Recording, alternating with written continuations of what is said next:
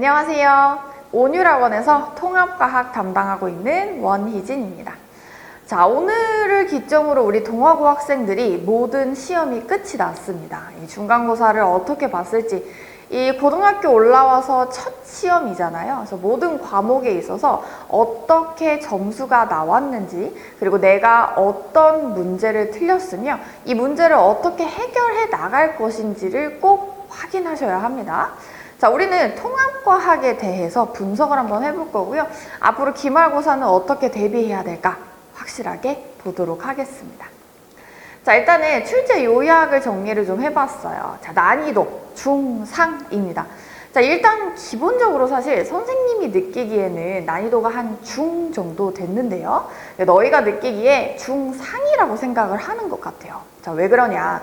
그 속에 나왔던 내용들이 되게 지엽적이고 또 함정이 파져 있었기 때문인데요. 이게 작년과 비교했을 때 여기서 써져 있죠. 자, 작년에는 서술형이 15점이었지만 올해부터는 전체 선택형으로 변경이 됐어요. 그 선택형으로 변경이 됐음과 동시에 모든 문제의 보기가 기역, 니은, 디귿이 들어갔죠. 심지어 동화고에서는 기역, 니은, 디귿, 리을까지 문제가 나왔습니다. 결국은 이 선택형이라고 하는 게 찍을 수 있어서 좋은 거 아닌가? 라고 생각을 하지만 보기 3개를 정확하게 풀어내야 하는 문제이기 때문에요. 서술형은 서술형 나름대로 어려웠겠지만 서술형이 빠졌어도 30문제를 완벽하게 풀어낼 수 있는지가 관건이었다고 생각을 합니다. 학생들이 느끼기에 헷갈리는 게 너무 많은데 내가 배웠던 단어를 왜 이렇게 다르게 설명하셨지? 하는 부분에서 난이도가 조금 있었다라고 생각을 하는 것 같아요. 근데 사실 원소들의 결합 파트가 이번 시험 범위에서 조금 어렵게 문제가 나올 수 있었는데 생각보다 어렵게 나오지 않았습니다. 그래서 그쪽 파트 연습을 많이 했고 그 문제를 잘 풀어낸 걸 선생님이 확인을 했는데 그 안에서 다른 문제들 생각보다 과학의 기초 파트에서 지금 오답률이 많이 높게 나왔거든요. 그런 것들을 한번 분석을 한번 해보도록 합시다. 자, 변화 사항입니다. 자, 교육과정이 시작된 첫 해였기 때문에 학교 선생님들과 학생들 모두 새로 추가된 소단원의 개념에서 혼동이 됐다. 이렇게 되어 있어요. 그래서 일단 선생님들이 여러분이 들어오시는데 그 선생님들께서 설명하시는 내용이 조금 다르기도 했고요. 심지어는 내용을 벗어나게 설명을 해주셨지만 사실 문제를 푸는 데에는 큰 어려움이 없었습니다. 그래서 그런 거 확인해 볼 거고요. 자, 두 번째, 선생님들마다 같은 개념의 내용을 다르게 수업하셨다. 이런 특성도 있었어요. 그리고 세 번째, 수업 시간에 교과 내용 외에 추가 개념에 대한 언급을 많이 하셨죠. 그런 것들도 확인을 해볼 거고요. 네 번째, 문제 유형의 변화가 크게 나타났습니다. 저 문제 유형의 변화는요, 일단 작년 통합과학을 기준으로 설명을 할 건데요. 작년 통합과학의 문제들과는 문제 유형이 좀 바뀐 경향이 있었습니다. 그거 확인 한번 해보겠습니다. 우리 학생들이 풀었던 시험지의 1번부터 30번까지의 문항별 출제 분석입니다. 자, 문항을 분류해서 확인을 해봤고요. 문항을 쭉 정리를 해보면 1단원 과학의 기초에서 11문제가 나왔습니다. 자, 이 과학의 기초 파트는 작년, 재작년 다 없었죠. 그러니까 올해부터 처음 도입된 개념이었기 때문에 사실 개념 자체가 굉장히 광범위해 보이기도 했고 이 안에서 변환을 하기도 하고 배워야 할 단어나 개념들이 되게 많았어요.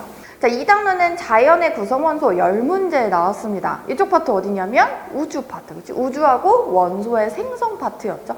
자, 이쪽 파트에서 10문제 출제가 됐고요. 우주 파트는 우리가 거의 완벽하게 공부를 해놨기 때문에 크게 어렵지 않았을 것 같아요. 자, 세 번째, 물질의 규칙성과 성질. 여기가 바로 원소들의 결합 파트가 여기 들어갑니다. 물론 주기율 다 여기 들어가죠.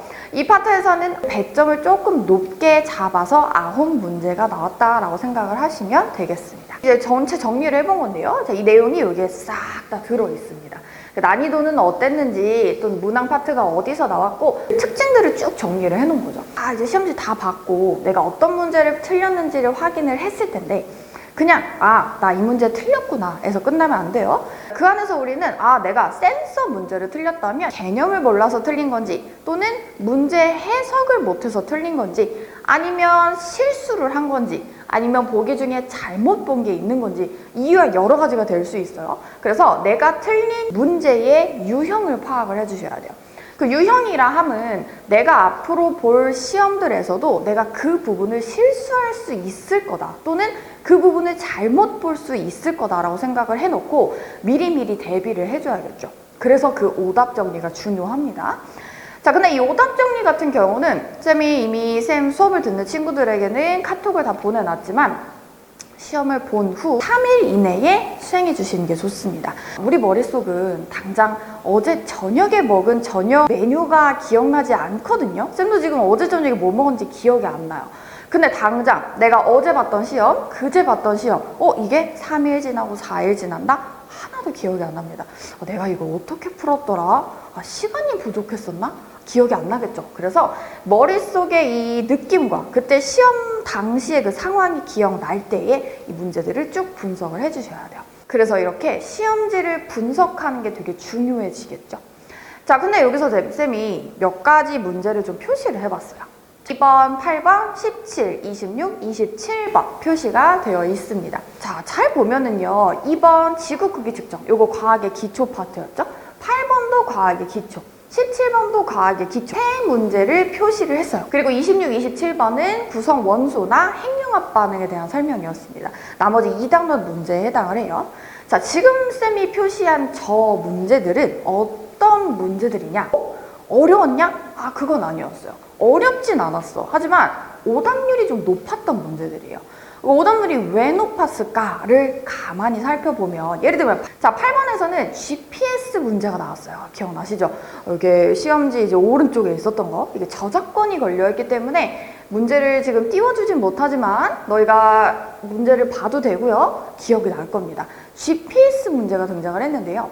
이 GPS에 대한 설명이 교과서 모퉁이, 그러니까 맨 아래쪽에 한 3줄 정도 적혀 있어요. 그 GPS라고 하는 게 우리가 일상생활에 너무 잘 쓰이고 있죠. 내가 길 찾기를 하고 내비게이션을 쓰고 막 속도를 쓰고 다 써요. 근데 뭐 미세한 어쩌고 저쩌고를 볼 수 있다 뭐 이런 거 있었죠. 교과서에 그대로 나와 있었습니다. 그 부분 틀렸을 수 있을 것 같아요. 그래서 8번에 동그라미가 들어갔고요. 26번에서는 천연수소라고 하는 단어가 등장합니다. 이것마저도 교과서의 일부분이었죠. 이 천연수소는 사실 너희가 가지고 있는 문제집의 문제를 아무리 찾아도 나오지 않는 단어였을 거예요.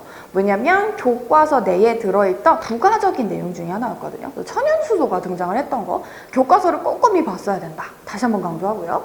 그리고 27번 보면 일부 선생님께서 언급을 하셨고 그 내용을 넣어두셨어요. 근데 이 문제는 대부분 맞았거든요. 왜 그랬을까? 그 단어를 몰랐어도 다른 보기들에서 제거가 가능했어요. 모르는 단어였던 그 평형 상태는 몰라도 제거가 가능했다라고 생각하시면 될 것 같아요. 쌤이 지금 표시한 이 문제들이 생각보다 오답률이 높았던 문제들이라고 생각하시면 되고요. 내가 함정에 빠졌구나, 또는 보지 못한 단어들을 교과서에서 놓친 게 있었구나, 이런 거 확인하시면 됩니다. 일단 30문제 중에서 약 18문제가량은 완벽하게 적중을 했습니다. 그 나머지 문제들은 교과서나 아니면 부교재 내에서 그대로 따온 문제도 있었어요. 그 학생 ABC 나오는 문제 있었죠. 그거 EBS 개념 완성에 나왔던 문제 그림 그대로 따와서 쓰셨습니다. 그러니까 그만큼 EBS 개념 완성도 되게 중요하게 수업을 하고 계셨다는 거죠. 그죠? 자, 이번에는 동화고 적중 문항 한번 보도록 하겠습니다. 자, 쌤이 일단 동화고 적중 문항은 우리가 직보 시간에 풀었던 파이널 문제에서만 추려봤고요. 자, 이 이외에 우리는 이전에 풀었던 문제가 엄청나게 많았죠. 몇천 문제를 풀었는데 그 문제 안에서 이미 적중한 문제들이 많았습니다. 그래서 우리가 공부를 잘 해왔구나라는 걸 느꼈을 거예요. 자, 일단 저기 한번 볼게요. 시험지 2번입니다. 그림이 똑같이 나왔네요. 저거는 이제 전제가 뭐였어? 지구는 둥글다라는 전제로 문제를 냈었던 거죠. 저런 거 나왔었죠. 그리고 44번, 우리 파이널에서 44번에 풀었던 이 문제는 18번에 있었던 이제 음원 신호의 변환기, 센서에 대한 설명이었구나. 똑같습니다. 내용이 같고요. 여기서 변환하는 과정에 대해서 설명을 한 거였고요. 보기들 잘 풀어냈을 거라 생각을 합니다. 자, 파이널 39번에 나왔던 문제인데요. 이게 지구의 진화 단계를 순서를 적어놨죠. 그러니까 순서를 섞어놓지 않았어요. 그래서 순서 그대로 들어갔고요. 이 밑에서는 뭐 이산화탄소의 농도를 묻는다든지 어디에서 최초의 생명체가 나타났을까 등을 물어볼 수밖에 없습니다. 그대로 출제가 됐어요. 그리고 47번 같은 경우 이제 파이널 47번이 시험지 13번 유형과 거의 유사하죠. 물론 여기에 그려져 있는 친구는 똑같고 여기에 그려져 있는 친구가 CO2, 여기에 그려져 있는 친구는 O2였던 거. 그래서 이제 결합의 방식 자체가 이중결합 2개, 얘도 이중결합 1개였다. 거의 똑같이 출제가 됐습니다. 그래서 문제를 잘 풀어냈을 거라고 생각을 합니다. 자, 그리고 여기 보면 파이널 3번에서 풀었던 문제인데요. 여기 이제 알칼리 금속의 성질해서 뭐 무르다, 뭐 누구랑 반응한다 등등이 그대로 들어있다. 그래서 이 안에서 확인하고자 했던 것들이 아래에 들어있었고요. 그래서 일단은 파이널 기준으로만 적중 문항을 쭉 준비를 해봤고요. 그 외에 적중했던 문제들은 우리 수업 시간에 전부 뽑아서 같이 확인하도록 하겠습니다. 자, 그렇다면 우리 기말고사는 어떻게 대비해야 되는 걸까요? 첫 번째, 선생님들의 스타일, 출제 유형을 파악해야 한다. 언제까지? 이번 주 주말까지. 앞으로 남은 3번의 1학년 시험에서 문제를 예측하여서 완벽하게 대비할 수 있습니다. 자, 이게 무슨 말이냐? 통합과학만의 얘기는 아니에요. 국어, 영어, 수학, 자, 모든 과목을 통틀어 우리 쌤은 문제를 이렇게 내는 걸 좋아하시는구나를 파악하라는 거예요. 통합과학에서는 지금 뭐 낚시 또는 아주 지역적인 문항들을 좋아하신다라는 걸 확인했죠? 그럼 그거를 파고 들어야죠. 그걸 쌤이 도와줄 거니까요. 확실하게 잡아보도록 합시다. 자, 두 번째, 학교 수업 시간에 설명하는 모든 내용은 당연히 필기해야 합니다. 이거 왜 적어놨을까요? 수업을 안 듣고 오는 학생들이 있었기 때문이에요. 교재를 쌤이 확인합니다. 그죠? 학교 교과서를 확인하는데 교과서가 깨끗한 친구들이 있었어요. 좀 졸렸대, 아니면 뭐 딴짓을 했대. 근데 이 필기하고 숙지해와야 하는 이유는 학교에서 말한 내용이 결국은 시험 문제에 등장을 하는데 쌤이 정리해주는 건 그 시험 문제를 예상해주는 거죠. 그럼 학교 선생님들께서 시험 문제를 내기 때문에 그 시험 문제를 파악하려면 무조건 필기하고 숙지해와야 합니다. 만약에 졸아서 못 들었어? 짝꿍이나 반장을 통해서라도 그 내용을 다시 옮겨 적어서 가져오셔야 돼요. 매주 확인을 할 겁니다. 자, 내려가 보면 자, 교육과정에서 벗어난 내용을 따로 공부해야 합니다. 자, 물론 우리 수업에서는 같이 쌤이 설명을 하겠지만 수업을 듣고 있지 않은 학생들이라면 그 내용들을 따로 병행을 해주셔야 돼요. 어디서? 모라생지 원에서 그 내용을 따와서 공부하셔야 합니다. 자, 밑에 보면 EBS 개념 완성 교재를 2번 이상 풀어봐라. 그리고 밑에 보면 지난 기출 분석에 힘쓸 필요 없죠. 지난 기출이라고 하는 건 뭐 작년, 재작년, 동화고 기출들인데요. 기출 이미 쌤이 풀려줬지만 문제 유형이 좀 달랐죠. 그러니까 문제가 이렇게 지엽적이다라고 느껴지진 않았었는데 올해부터는 좀 달라졌다고 느껴질 거예요. 앞으로 출제될 시험에는 화학이나 물리 파트의 문제가 어렵게 나올 가능성이 매우 높다. 예측을 해봅니다. 그래서 이제 역학적 시스템이라고 하는 파트 또는 뒤쪽으로 넘어가면 중화 반응이라고 하는 파트가 나옵니다. 계산하고 좀 이렇게 심한 문제로 등급을 가를 수 있을 것 같아요. 그래서 미리 알아두고 여기 확실하게 대비를 좀 하도록 하겠습니다. 자, 그 다음에 이제 동화고 수업을 쌤이 어떻게 하고 있는지 간단히 보여줄 거예요. 자, 동화고 집중반에 대해서 간단히 설명을 해보도록 하겠습니다. 지금 쌤이 온유학원에서 수업하고 있는 반이 동화고 집중반이에요. 자, 첫 번째, 학교 수업에서 필기한 자료를 제출해야 합니다. 자, 제출을 해야만 시험을 미리 예측할 수 있어요. 그죠? 선생님한테 꼭 보여주셔야 하고요.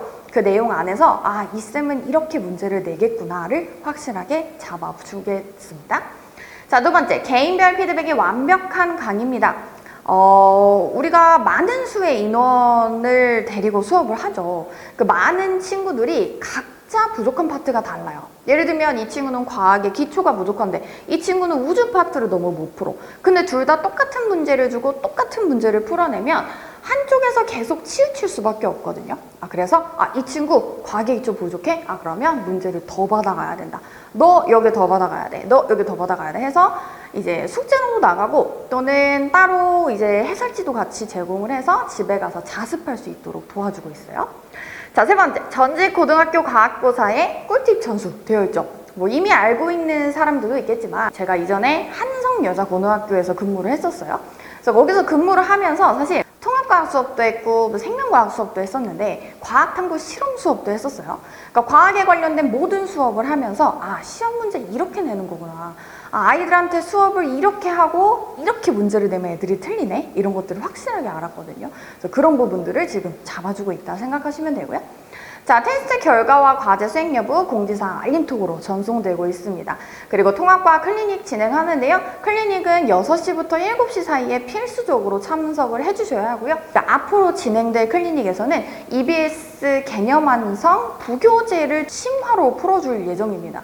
그러니까 일반적인 풀이와 심화 풀이 두 가지를 나눠서 보여줄 건데요. 심화 풀이라는 건 그 문제에서부터 파생될 수 있는 다양한 형태의 문제를 함께 보여주려고 하는 거거든요. 그거 알고 계시면 되겠고요.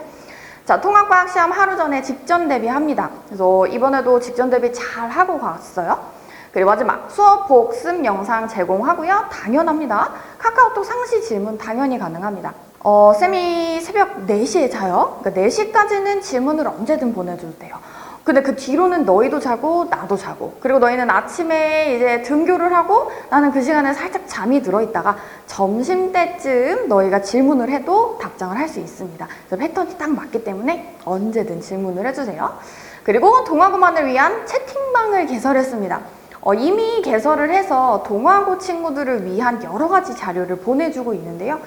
그 자료들 보면 되게 쏠쏠하고 되게 얻어가는 정보가 많아요. 뭐 도서 추천도 해주고요. 뭐 어떤 과에 대한 정보, 서울대 정보, 뭐 동아고에서의 특성들, 뭐 언제 뭘 한다, 뭐 이런 것들 싹 정리를 해주고 있으니까요. 궁금하면 저 채팅방이 개설되어 있는 저 방에는 쌤 수업을 듣지 않아도 들어올 수 있거든요. 그래서 학원으로 연락을 주시면 링크를 보내드리도록 하겠습니다. 자, 그러면 원희진T의 통합과학 수업은 언제 진행이 될까요? 화요일 저녁에 진행이 됩니다. 자, 아까 얘기했듯이 6시부터 7시까지는 필수 클리닉이 진행이 되고 있고요. 정규 수업은 7시부터 10시까지 진행이 됩니다. 그래서 4시간가량을 사실 끊임없이 진행을 하고 있기 때문에 조금 힘들 수는 있지만 그래도 저 시간, 뭐 3시간, 4시간을 앉아있는 게 이제는 좀 익숙해질 법도 했거든요. 연습 많이 하셔야 돼요. 3년 내내 저 시간에 익숙해져야 합니다. 자, 그리고 밑에 보면 강의 내용 5월 13일부터 기말고사 대비 수업 바로 시작을 하겠습니다. 일단 당장 다음 주 화요일은 일단 쉬고 한 주 쉬고 돌아오시면 됩니다. 그래서 13일부터 바로 시작을 할 거고 본격적으로 시작을 하기 때문에 뭐 빠지거나 이러면 안 돼요. 지각해도 안 돼요. 꼭 맞게 오세요. 결론은 뭐냐면 우리가 수업에서 했던 모든 내용들이 사실 많이 벗어나진 않았어요. 그러니까 우리가 막 뜨악 하는 문제가 나왔던 거 아니죠. 그러면 내가 만약에 점수가 좀 안 나왔어. 그럼 어떻게 해야 돼? 이 점수를 만회할 방법을 찾아가야 되고요. 망했어 라는 생각에 그냥 멈춰 있으면 안 돼요. 이 점수에서 무조건 올려야지 라고 하는 기준을 잡고 선생님을 괴롭히셔야 돼요. 쌤, 저 여기 더 하고 싶어요. 여기 더 하고 싶어요. 계속 요청해 주시고요. 마치 뭐 챗 GPT한테 얘기하듯이 쌤한테 그냥 막 보내보는 거예요. 내가 생각한 게 이런 건데 이게 맞는 거야? 이런 식으로 물어보면 쌤이 그건 아니야 라고 대답을 해줄 거야. 그래서 어쨌든 간에 너희가 공부를 함에 있어서 쌤을 언제든 사용하세요. 자, 물론 지금 점수가 잘 나온 친구들이 있거든요. 너무너무 잘했어요. 100점을 맞은 친구들은 100점을 유지하는 걸 목표로 해주셔야 하고요. 당연하게도 수행평가는 다 맞아와야 합니다. 수행평가 대비도 쌤이 도와주고 있죠. 수행평가에서 만약에 뭔가를 놓쳤다 또는 주제를 파악해야 되는데 주제를 못 잡았다, 실험 주제를 잡아야 된다, 이런 거 전부 질문해 주세요.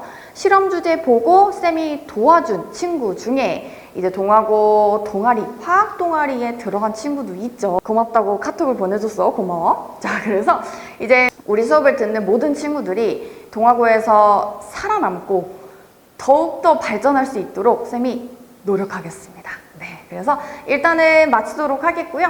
궁금한 사항이 있으면 쌤 카톡으로 보내줘도 되고요. 학원으로 연락을 주시면 쌤이 상담 전화 하도록 하겠습니다. 네, 감사합니다.